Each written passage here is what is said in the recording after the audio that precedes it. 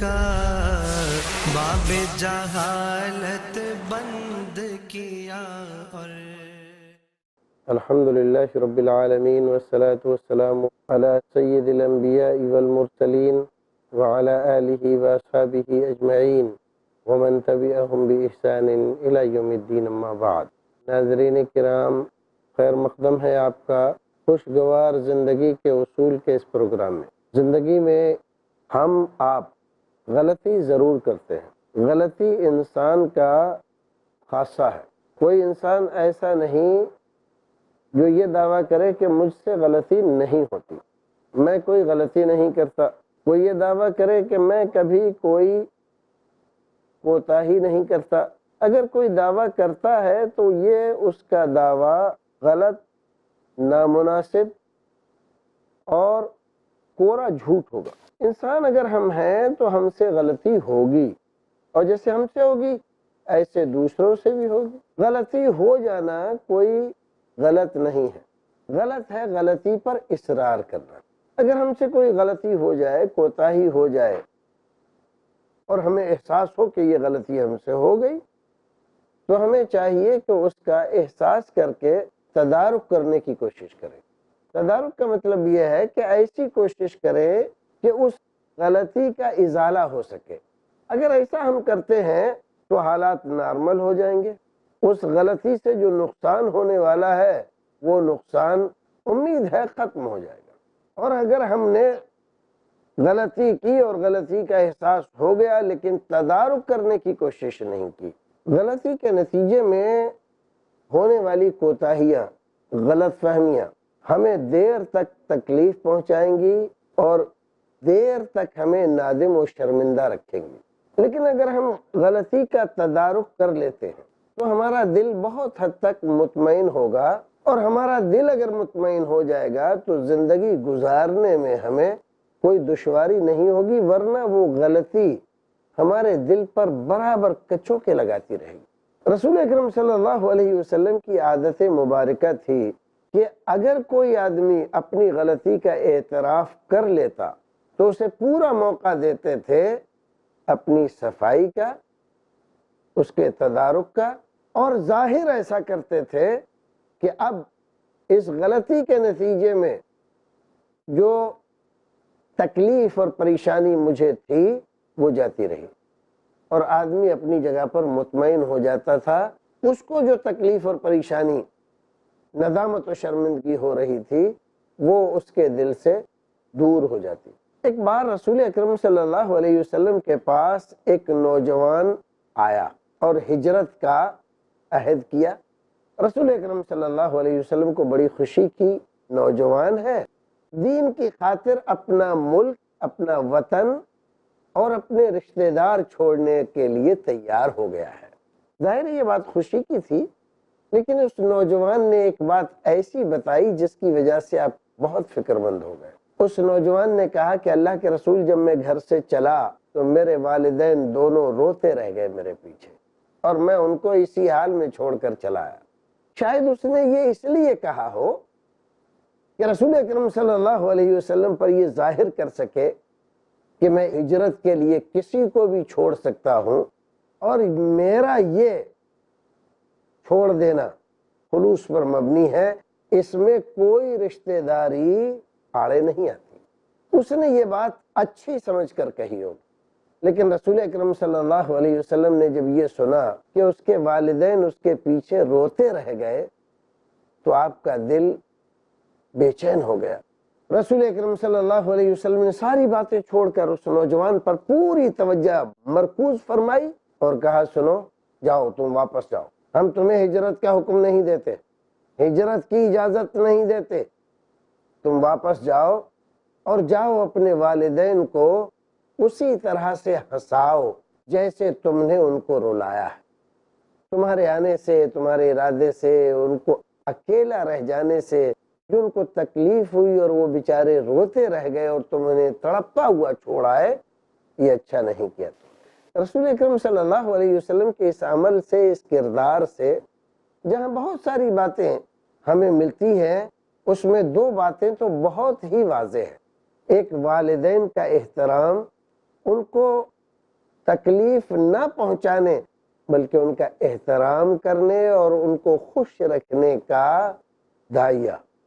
اسلام میں والدین کی بڑی اہمیت رکھی گئی ہے۔ ہجرت جیسے عظیم عمل کے مقابلے میں والدین کو فراموش کرنے کی اجازت نہیں دی گئی، بلکہ یہ بتلایا گیا کہ ایمان اپنی جگہ بہت بڑی نیکی ہے، ہجرت کرنا بہت بڑی قربانی ہے، لیکن یہ نیکی اور یہ قربانی کسی بھی طرح والدین کو تکلیف پہنچا کر ان کو رلا کر خوش ہونے کے لائق نہیں ہے۔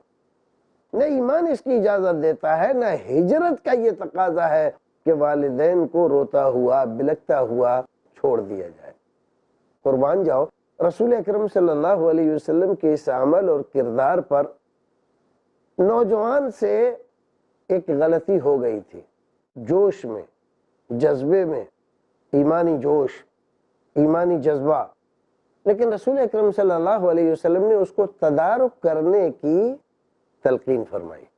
یہ غلطی ہو گئی ہے، اس غلطی کو سدھارنے کی کوشش کرو، واپس جاؤ، اپنے والدین سے جا کر ملو، ان کی خدمت کرو اور ان کو اسی طرح سے ہنساؤ جیسے تم نے ان کو رلایا۔ ان کو رلا کر ان کا دل دکھایا، ان کو ہنسا کر ان کے دل کو فرحت و شادمانی سے ہمکنار کرو۔ رسول اکرم صلی اللہ علیہ وسلم نے گویا کہ غلطی ہو جانے کے بعد اس کے تدارک کا پورا موقع دیا، اس کو الزام نہیں دیا، اس سے یہ نہیں دیا تم نے تو جنت اپنی گنوا دی، تم نے اپنے رب کو ناراض کر دیا۔ کیوں؟ حدیث میں تو یہ ہے نا کہ ماں کے قدموں کے نیچے جنت ہے، اور یہ تو ہے نا کہ اگر تم نے والدین کو ناراض کیا تو اللہ ناراض ہو جائے گا، والدین اگر تمہارے خوش ہیں تو اللہ بھی خوش ہے۔ یہ کہہ سکتے تھے آپ۔ آج ہمارے زمانے میں ایسا ہی ہو رہا ہے، ایک حدیث کوئی کسی کو مل جاتی ہے، ایک فرمان کوئی اللہ یا رسول کا کسی کو مل جاتا ہے، باقی ساری احادیث، ساری تعلیمات نظر انداز کر کے اس ایک پر اڑ جاتا ہے۔ اب میں نے اپنے والدین کو چھوڑ دیا، اپنے بھائیوں کو چھوڑ دیا، اپنے فلاں کو چھوڑ دیا، کیوں؟ اس لیے کہ وہ بدعتی ہیں، بدعت کرتے ہیں۔ اللہ کے بندے تمام تعلیمات اسلام کو فراموش کر کے صرف اتنی بات کو لے کر بیٹھا ہے کہ بدعتی کے ساتھ تعلقات نہیں رکھنا چاہیے۔ اسلام کو تو نے سمجھا ہی نہیں ہے۔ یہاں دیکھ رسول اکرم صلی اللہ علیہ وسلم کو، آپ ہی نے یہ فرمایا، رضا الرب فی رضا الوالدین وسخط الرب فی سخط الوالدین۔ والدین کی ناراضگی میں اللہ کی ناراضگی اور والدین کی رضامندی میں اللہ کی رضامندی ہے۔ اور آپ ہی نے یہ فرمایا ہے کہ ایمان سے بڑی کوئی دولت نہیں ہے۔ آپ ہی نے یہ فرمایا ہے کہ ہجرت بہت بڑی نیکی ہے۔ یہ تمام مفہوم آپ کی تعلیمات کا ہی ہے نا۔ والدین مومن نہیں تھے، مسلمان نہیں تھے، کافرانہ اعمال رکھتے تھے۔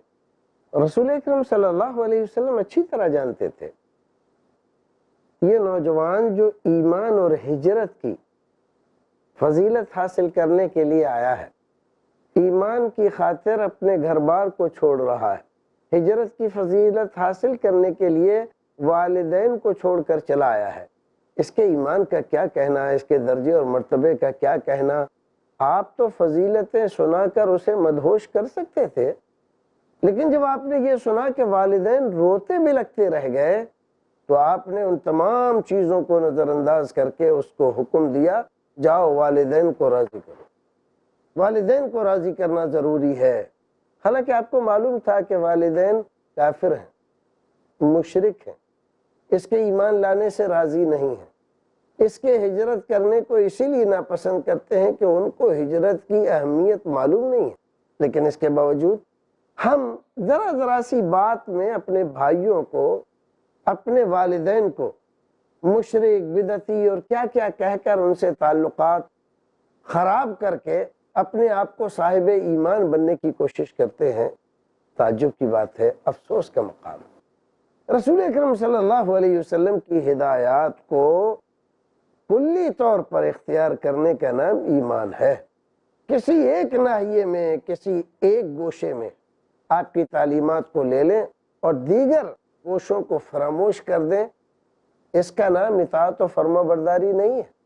رسول اکرم صلی اللہ علیہ وسلم کی ایک زوجہ محترمہ آ کر آپ سے پوچھتی ہے، اللہ کے رسول میری والدہ آئی ہیں، کیا میں ان کے ساتھ حسن سلوک کروں؟ رسول اکرم صلی اللہ علیہ وسلم نے فرمایا ہاں بالکل کرو، کیوں نہیں کرو گی؟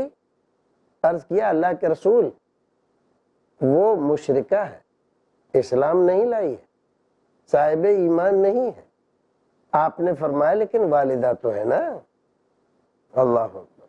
آپ ذرا دیکھیے کہ رسول اکرم صلی اللہ علیہ وسلم کو یہ جاننے کے باوجود کہ وہ مشرکہ ہے، مومنہ نہیں ہے، حکم دیا کہ والدہ کے ساتھ حسن سلوک کرو۔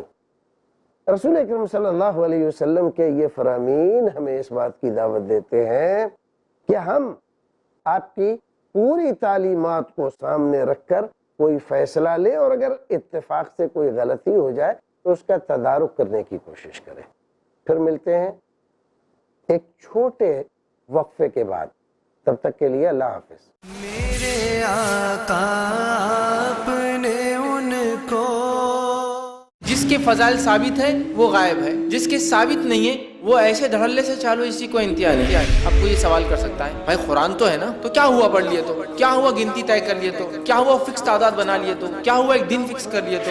میرے بھائی قرآن ہے، یقیناً شفا ہے، رحمت ہے، برکت ہے، مغفرت ہے، دنیا اور آخرتی کامیابی ہے، لیکن بہت ساری قرآنی صورتوں کو ہم لوگوں نے خود بنا لیا ہے کہ اس کے یہ فضائل ہیں، اس کے یہ فوائد ہیں۔ کسی بھی چیز کے فضائل کے لیے مجھے اور آپ کو اس کتاب کو ویسے ہی فالو کرنا پڑے گا جیسے بتایا گیا۔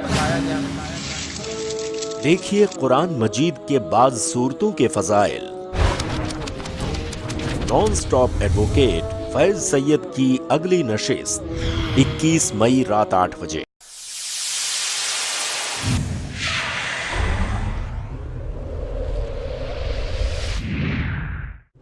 iPlus TV، بہتر زندگی کے لیے۔ پیارے نبی صلی اللہ علیہ وسلم کی آمد سے پہلے ظلم کا شکار ہوتی تھیں بیٹیاں، مان کر مصیبت اور نحوست زندہ درگور کر دی جاتی تھیں بیٹیاں۔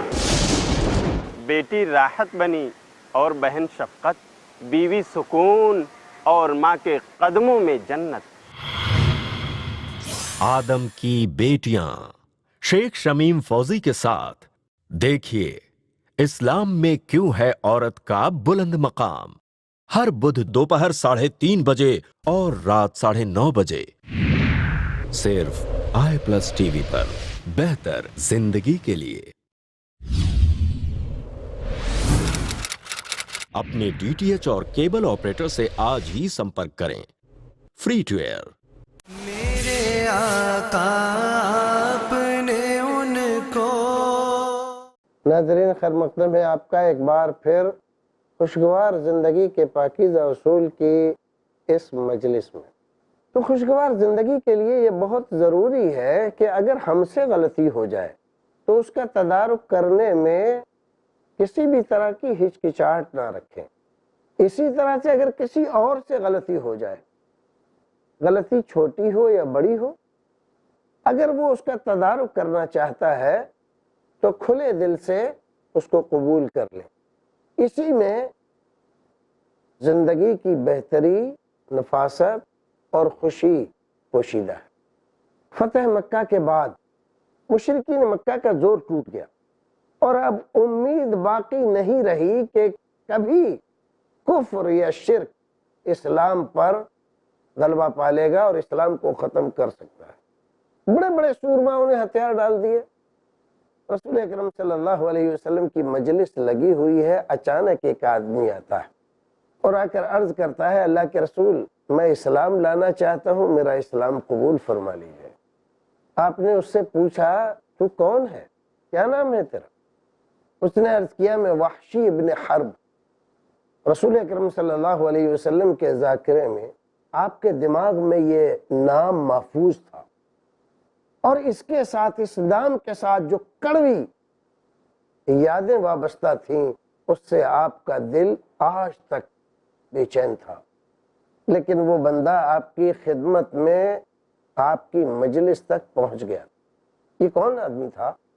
یہ وہ آدمی تھا جس نے رسول اکرم صلی اللہ علیہ وسلم کے سب سے پیارے اور عزیز ترین چچا حضرت حمزہ ابن عبد المطلب کو شہید کیا تھا، اور شہید بھی نہایت بے دردی کے ساتھ۔ حضرت حمزہ کی شہادت رسول اکرم صلی اللہ علیہ وسلم کو نہ صرف یہ کہ بے چین کر گئی، آپ کا چین و سکون غارت کر گئی، اور کس قدر تکلیف اور پریشانی کا اظہار آپ نے فرمایا اور مدتوں حضرت حمزہ کو یاد رکھا۔ آپ تھوڑی دیر کے لیے رکے اور پھر اس کے بعد اس سے کہا، دیکھو ہم تمہارا ایمان قبول کیے لیتے ہیں، تم مسلمان ہو جاؤ، لیکن تم کبھی ہماری نظروں کے سامنے مت آنا، کیونکہ جب تم ہماری نظروں کے سامنے آؤ گے تو ہمیں ہمارے چچا یاد آئیں گے، اور ہم اس غم کو، اس تکلیف کو آج تک برداشت نہیں کر پائے۔ رسول اکرم صلی اللہ علیہ وسلم کے دکھ درد کو آپ محسوس کر سکتے ہیں کہ اس آدمی سے کہا ہماری نظروں کے سامنے مت آنا ورنہ ہمارے چچا ہم کو یاد آئیں گے۔ ذرا ایک اور بات پہ غور کریں گے آپ، رسول اکرم صلی اللہ علیہ وسلم کو جو دکھ اور جو تکلیف اور جو دلی اور قلبی ملال و رنج تھا، کیا اس کا تدارک کیا جا سکتا تھا؟ نہیں، لیکن ایمان کی وجہ سے وہ آدمی آپ کی مجلس میں آیا، اعتراف گناہ کیا، غلطی کی تھی، اس کو مان کر کل وہ آپ کے مشن کو تباہ کرنے کے لیے سرگرم تھا، آج وہ آپ کے مشن کو تقویت دینے کے لیے اپنے آپ کو پیش کر رہا تھا۔ رسول اکرم صلی اللہ علیہ وسلم چاہتے تو کسی بھی ایک صحابی کو اشارہ کر دیتے، زبان سے نہ کہتے، اشارہ کر دیتے صرف، اور کوئی بھی صحابی اس کو پکڑ کے وہیں پر قتل کر سکتا تھا۔ کسی میں طاقت نہیں تھی کہ اس کو روکتا، منع کرتا یا اس پر کسی بھی طرح کا احتجاج کرتا۔ سب کچھ ممکن تھا، سب کچھ کیا جا سکتا تھا، لیکن رسول اکرم صلی اللہ علیہ وسلم کی خدمت میں ایک آدمی آ کر اپنی غلطی کا تدارک کر رہا ہے، اس غلطی کی کچھ بھرپائی کرنا چاہتا ہے۔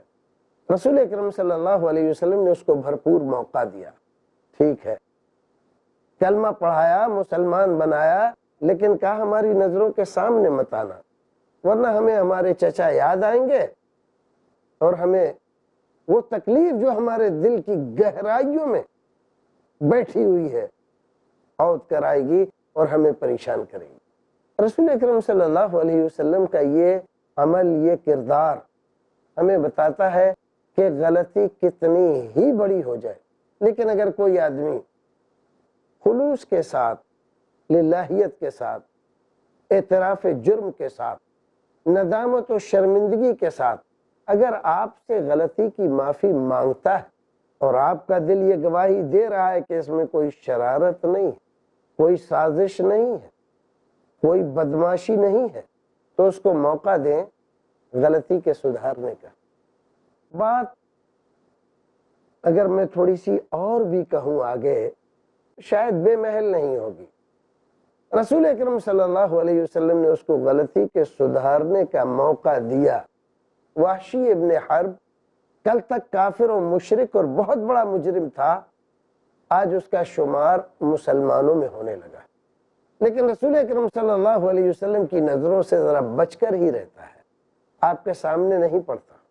آپ اس دنیا سے تشریف لے گئے، حضرت ابوبکر صدیق رضی اللہ تعالیٰ عنہ کا زمانہ آیا، بڑے بڑے فتنے جاگے، ان میں ایک فتنہ مسیلمہ کذاب کا تھا۔ کچھ مدعیان نبوت کھڑے ہو گئے، پیدا ہو گئے، اور انہوں نے دعویٰ کر دیا ہم بھی نبی ہیں، ہمارے اوپر بھی ایمان لاؤ۔ ان کا دعویٰ کس حد تک مکاری اور عیاری پر مبنی تھا اور کس حد تک رسول اکرم صلی اللہ علیہ وسلم کے ساتھ دشمنی اور عناد پر مبنی تھا، اس بات میں ہم نہیں جاتے۔ ہاں، ان کا فتنہ تھا عظیم، اور اتنا عظیم کہ مسلمان اس فتنے سے بڑے پریشان تھے، اور حکومت اسلامیہ کو اکھاڑنے میں اس فتنے کا اس کو متزلزل کرنے میں اس فتنے کے بانیوں کا بہت بڑا، یا ہم یوں کہیں کہ یہ فتنہ حکومت اسلامیہ کو متزلزل کر کے اکھاڑ پھینکنے میں پوری دلچسپی رکھتا تھا۔ گھبرا گئے تھے مسلمان۔ مسیلمہ کذاب حنفی بنو حنیفہ کا آدمی تھا، اس کا قبیلہ بڑا جیدار، بڑا لڑاکو، بڑا عصبیت پسند اور بہت زیادہ اپنی دھن کا پکا۔ کئی مارکے ہوئے اور عظیم مارکے ہوئے اور نہایت ہی مقدس خون صحابہ کرام رضوان اللہ تعالی علیہم اجمعین کا ان مارکوں میں بہایا گیا۔ اور اگر یہ کہا جائے کہ اسلام میں سب سے زیادہ مقدس خون یا تو اس وقت بہایا گیا تھا جب رسول اکرم سے اجازت لے کے قبیلے والے، حقل عرینہ والے صحابہ کرام کی ایک بڑی جماعت کو لے گئے تھے، ان کو بے دردی سے شہید کر دیا تھا، یا یہاں مسیلمہ کذاب کے فتنے میں یمامہ میں، یا رسول اکرم کے بعد جنگ جمل و صفین میں۔ ان تین واقعے کے علاوہ اتنے بڑی تعداد میں یہ مقدس خون نہیں بہایا گیا۔ ان جنگوں میں وحشی نے اللہ رب العزت سے دعا کی، نیت کی، پروردگار جس طرح سے میں نے اسلام کے ایک بڑے شیر کو کافر کی حالت میں مارا تھا، مسلمان ہو گیا ہوں، پروردگار مجھے موقع دے کہ میں کفر کے ایک بڑے شیر کو قتل کروں۔ اور مسیلمہ کذاب کو جس نے مارا اور کیفر کردار تک پہنچایا وہ یہی وحشی ابن حرب تھا۔ اگر اس وقت آپ اس کو رد کر دیتے تو یہ موقع شاید اسے کبھی نہ ملتا۔ تو ہمیشہ یاد رکھیے، خوشگوار زندگی کے لیے اگر غلطی ہو جائے تو تدارک کی کوشش کیجئے، کسی اور سے ہو جائے تو اس کی غلطی سدھارنے کا موقع دے دیجیے۔ پروردگار ہمیں اور آپ کو خوشگوار زندگی گزارنے کی توفیق عطا فرمائے۔ وآخر دعوانا ان الحمد للہ رب العالمین۔ میرے آقا آپ نے ان کو درس دیا گے۔